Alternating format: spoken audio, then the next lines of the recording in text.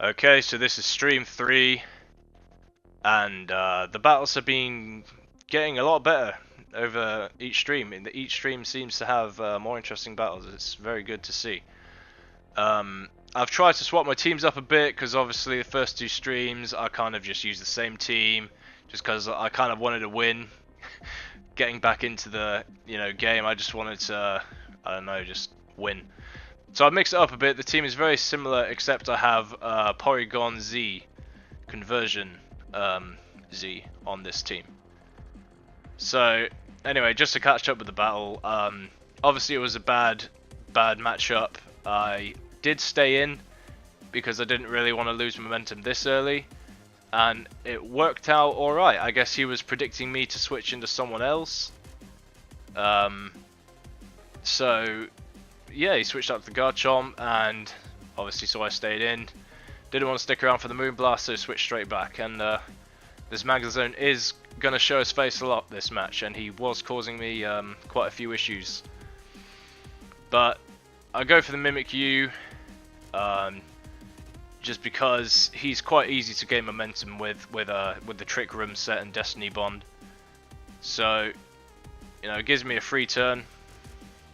Effectively, did have to waste Disguise, obviously. So just try to keep up the offensive with the Shadow Claw. And obviously this Mamoswine is going to be faster than me, so it's actually a lot better for me in this situation to do a Trick Room Destiny Bond.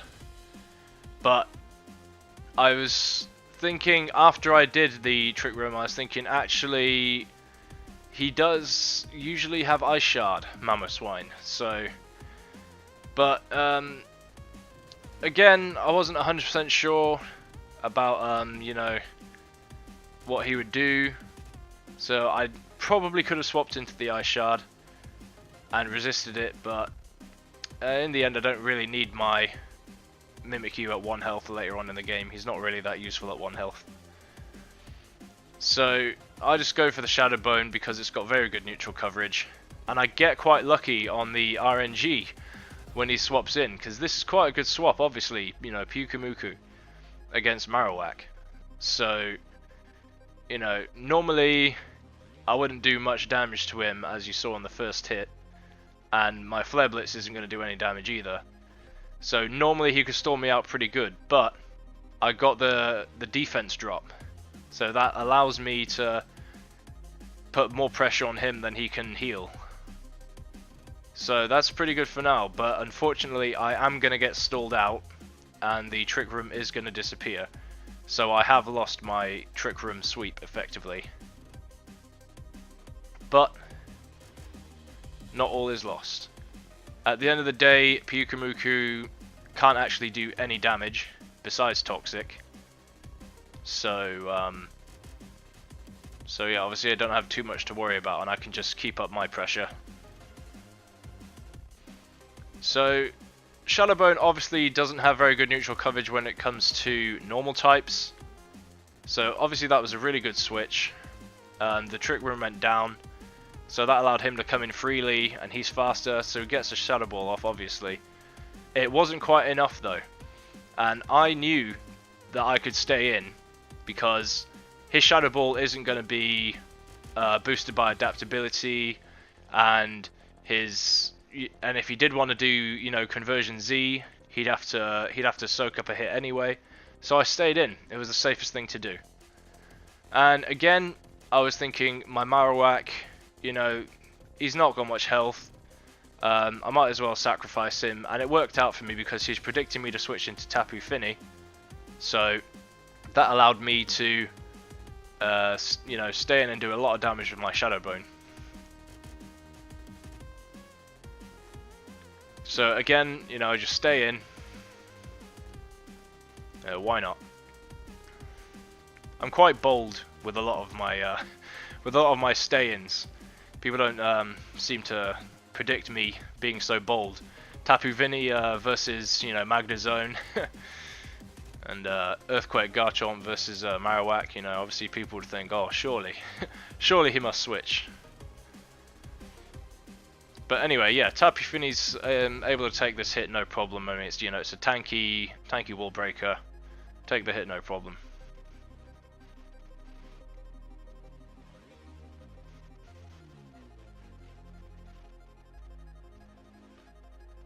Okay, so this is where things get a bit interesting. Obviously, Tapu Fini is not going to be very good against Katana. So I use Protect just to, you know, see what's up. You know, is he gonna use the Leaf Blade, or is he gonna use the Smart Strike, or the, you know, Sacred Sword, or whatever he has.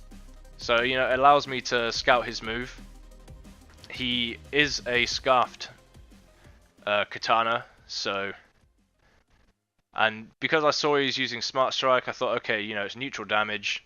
I should be able to take it and maybe get a little bit of damage off. But then, I guess he was predicting me to switch again, because I stayed in. Not sure who he was predicting me to switch to, but yeah, maybe he was just playing it safe, seeing if I did switch. But yeah, basically he sacrificed his Pyukumuku. And this is me being bold again, staying in against the Magnezone, you know, like, you know, I just stay in, because this team, as I always say, I say it a lot, I don't like losing momentum. It's very difficult to switch in safely. And this allows me to know that this Magnezone has a Choice Scarf. So this is where I know that if I send out my Porygon-Z safely anyway, by letting Tapu Fini faint, that means I can convert to Electric type, resist his hit, and continue to sweep, which is exactly what I did. I thought, okay, he's locked into Flash Cannon, so I should definitely be able to survive one, and then Conversion Z, Electric type, and proceed to sweep. So here we go, converting to Electric type, +1 in all my stats.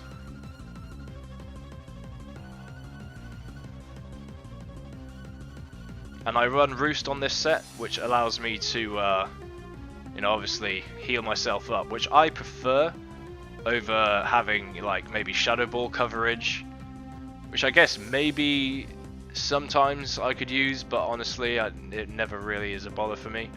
Like, this Roost, as you can see, is very useful. I say Roost, I mean Recover. Forgive me. But, yeah. As you can see, Thunderbolt with Adaptability and +1 is enough to take out the remaining health of the Magnezone. I was able to heal up, which you'll see is, well, was a very important decision, because you see this Leaf Blade here, I survive it. And if I didn't, I wouldn't be at 8 health right now, and I wouldn't be able to one-shot this Katana with Ice Beam. So it was a very important move to be able to use Recover. And this is basically the end of the game. Porygon's done his sweep. I think, okay, I want to keep my 3-0. I'm kind of just messing around at this point now. This thing, you know, I can send out Tapu Lele. I can, you know, resist the, well, sorry, be immune to the Ice Shard. I should be faster than him. And then I'll just finish off the game, you know, with a nice Psychic. So that was pretty much it there. Porygon-Z securing the game for me. And that was that match. A very good. And here we have the second match.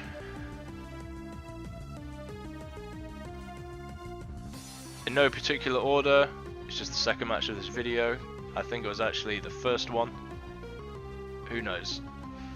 Anyway, he sends out the Bravari lead. Based on his team, I actually led with the Celesteela because I was going to play it sort of safe. He only had one Pokemon that would have been a problem against my Celesteela, so it was, you know, 5 out of 6. You know, good choice to pick Celesteela first. And of course it's a defensive set, you know, what am I going to do? You know, it's just start off by playing defensive. So of course he's not really going to stick around, he can't do too much damage.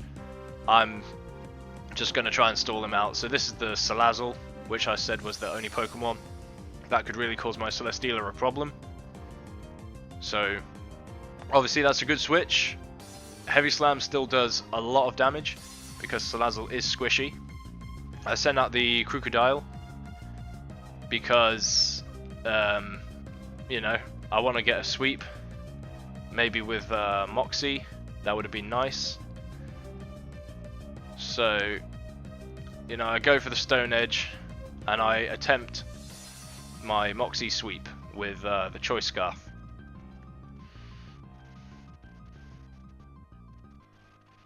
So this is where I think, okay, actually, my sweep has just been denied. I mean, I guess it's a bit early, a bit optimistic to start sweeping now, but yeah, first impression is definitely going to kill me. Super effective, of course. So I swap out to Komodo, whatever his name is, and it's, you know, close enough to a free switching because I resist the first impression and I resist his other stab, you know, water type. So I thought, you know, it's a pretty good switch. So free Dragon Dance for me. So there's a little bit of battle momentum for me. And it seems it wasn't quite enough because the Sky Uppercut does not kill the Samurott. So a little bit unfortunate. Wasn't really able to sweep with Komodo this time. Yeah, so he goes down. And then I just think, okay, I'll just revenge kill with Crocodile. I won't really get a sweep, but you know, I'll revenge kill. Maybe it'll bait out his you know, Galissapod again. I'll switch into someone else and try and get a little bit more momentum going. So yeah, there's the Moxie. And as we expect, we bait out the Galissapod. You know, how could you not want to send a Galissapod? You know, it's a +1 Crocodile. You're not going to want it to, you know, sweep anything else or set up. So you're going to want to get that first impression off, aren't you? So I sent out the Celesteela, no problem. You know, definitely gonna 4 times resist that first impression. That is going to do no damage at all. So this is where I start to, you know, stall him out a little bit, because that is what Celesteela does. What can I say? Just going for the Leech Seed. It's always a good first move with Celesteela because, you know, once the Leech Seed is up, you're able to, you know, protect, do a bit of damage, and all the time in between each turn you're getting a little bit more health, taking a bit of their health, and also you got the leftovers. So yeah, like I said, just protect, get a bit of health, take a bit of health. It's always good. Not that I needed any.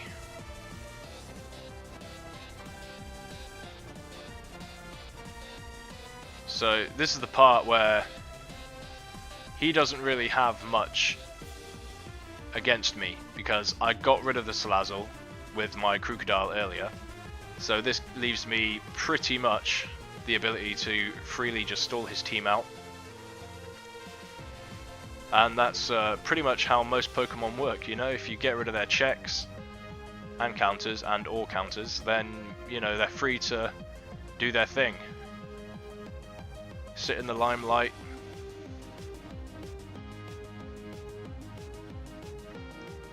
And this is the part where actually I kind of get a bit lucky. I guess it doesn't really matter.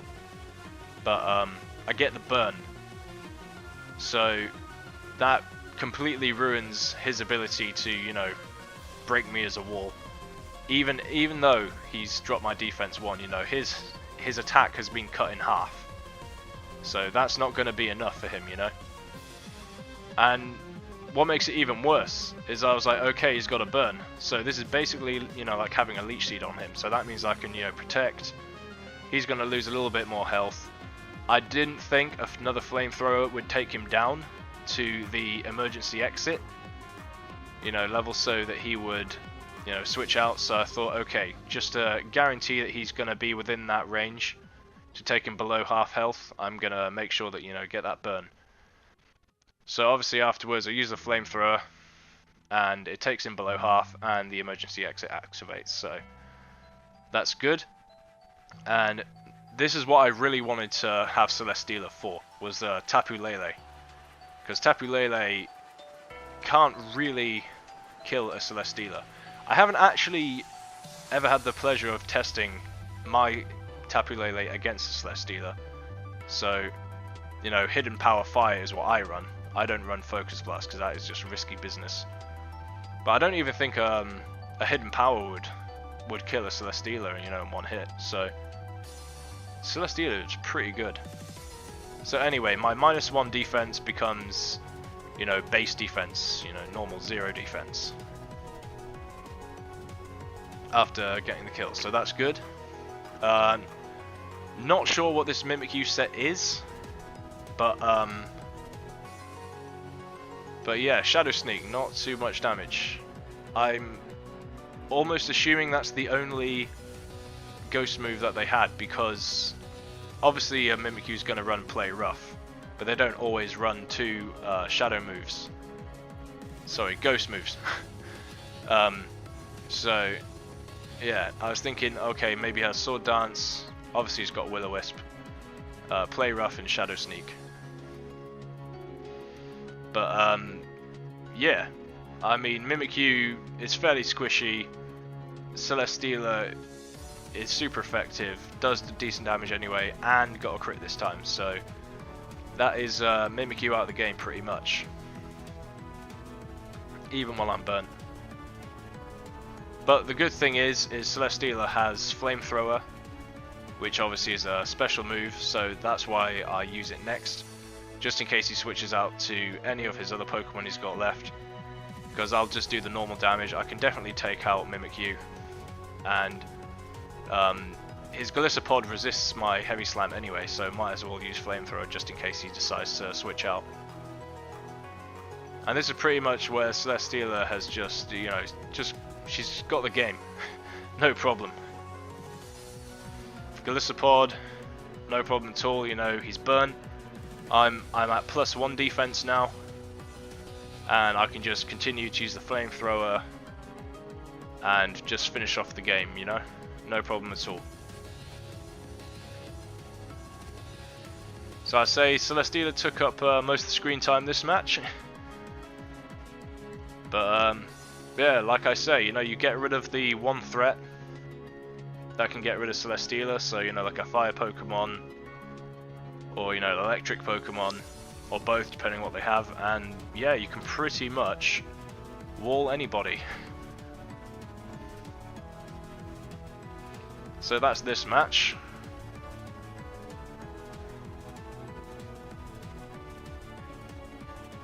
Alright, and this is the last battle.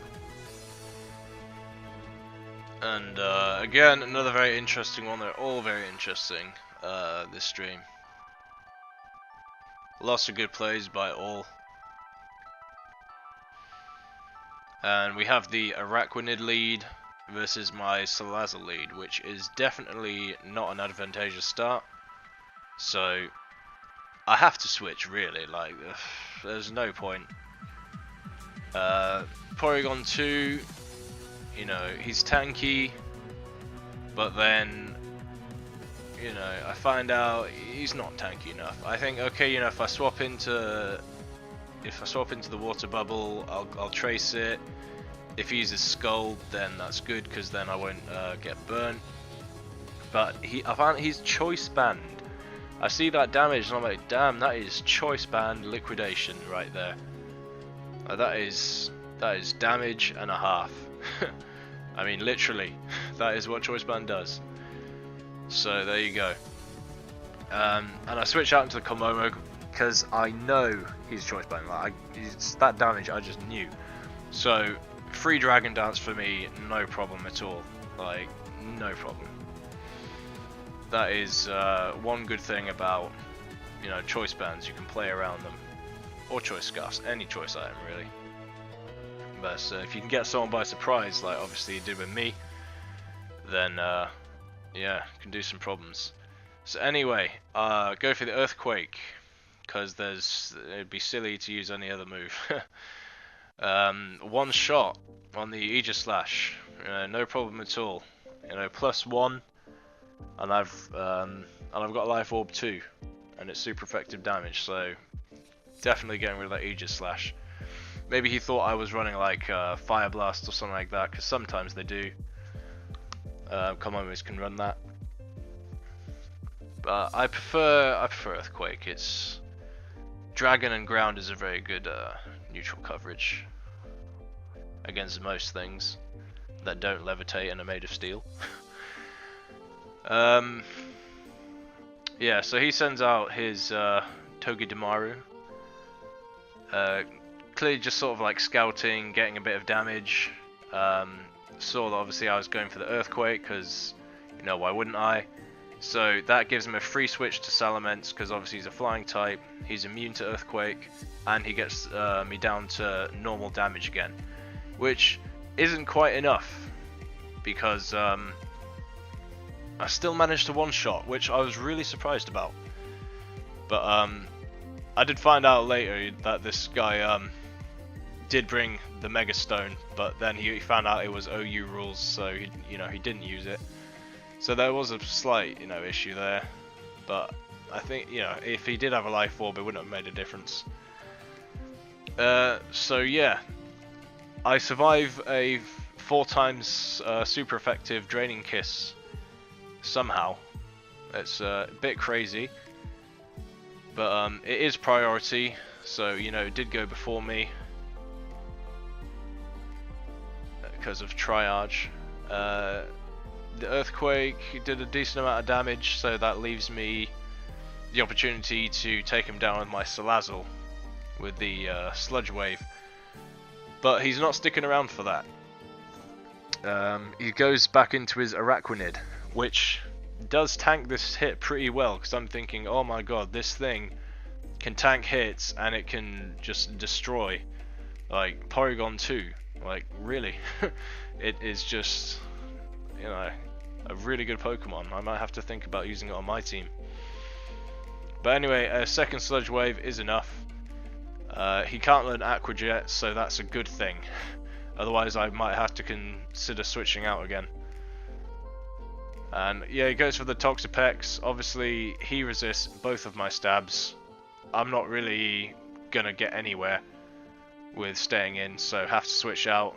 I go to Celesteela because I can resist, well, I'm immune to his poison moves, so that's one thing I don't want him getting off.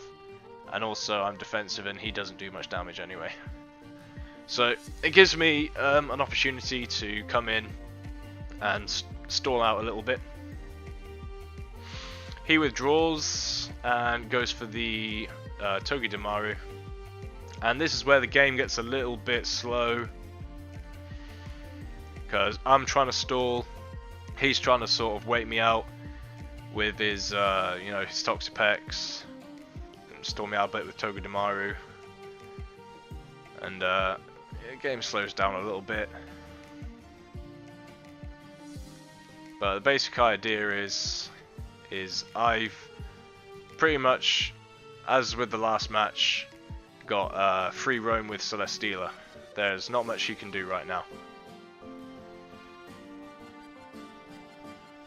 So, stalling out as I said.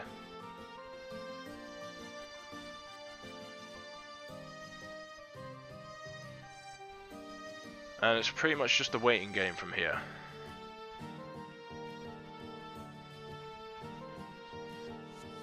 I'm gonna swap to the offensive now, because obviously Flamethrower is super effective. I was worrying kind of what damage he'd do with his electric moves, and then I find out it really doesn't matter at all. He's doing no damage to me, so my Flamethrower is gonna do a lot more to him than he is to me. So I'm gonna win this, stall war.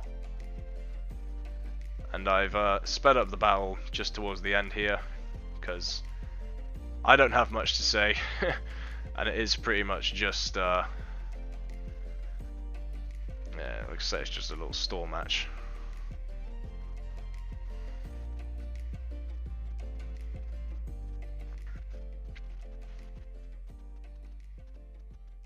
You can see, he's using Leech Seed, preparing to sort of counter stall me, so if I use Leech Seed, it's not gonna be any more effective, and it's just, neutralizes it all. I got the beast boost though, so that was good. And this is sort of the part where I think, okay, this battle is gonna go on for way too long if I don't do something now. So that's where I think, right, I'm just need to end this. And the easiest switch in was my Crocodile, you know, immune to ground. Sorry, being ground, he's immune to electric. And Earthquake is super effective against both his remaining Pokemon, so I'm free roam from here, you know, the match is over. But unfortunately, he does not like to go down easy, because he still sends out his you know, his guy to do fake out. He still uses Spiky Shield, and he still tries a second Spiky Shield, you know, just to troll me. But there's like a 12% chance to work, and thank God it did, because we'd have been there for ages. Anyway, that was the end of that match. I hope you enjoyed them, and I'll be sure to upload more stream battles.